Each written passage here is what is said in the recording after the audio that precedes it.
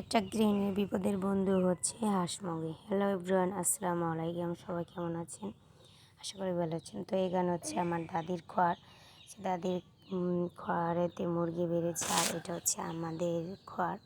তো এখানে আমার আম্মু একটা তিনটা চীনা হাঁস পালে।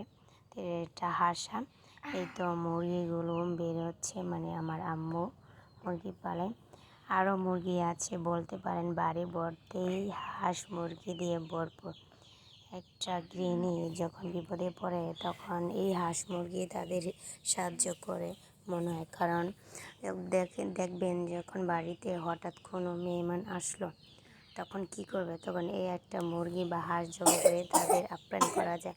আর তাছাড়া যখন টাকার দরকার হয় তখন এই হাঁস মুরগি বিক্রি করে সমাধান করা যায়। এতে এখানে একটা মুরগির বাচ্চা ফুটেছে, এটা মেরে 6টা, আর এটা মেরে 5টা। আরও আছে, এই মানে খাওয়ার জন্য তারা চেঁচি করতেছে। আর এখানে সব মানে চীনা হাঁসগুলো মানে এই গাছতলায় এসে বিশ্রাম নেয়। তারা অনেকগুলো চীনা বলতে পারে আমাদের বাড়ি ভর্তি হাঁস মুরগি দিয়ে ভরপুর। এটাই একটা গৃহিণী নারীদের সম্বল, তাই না? কারণ তারা এই সম্বল দিয়ে সব কিছু। তো আজকের থেকে বিদায়, আল্লাহ হাফেজ।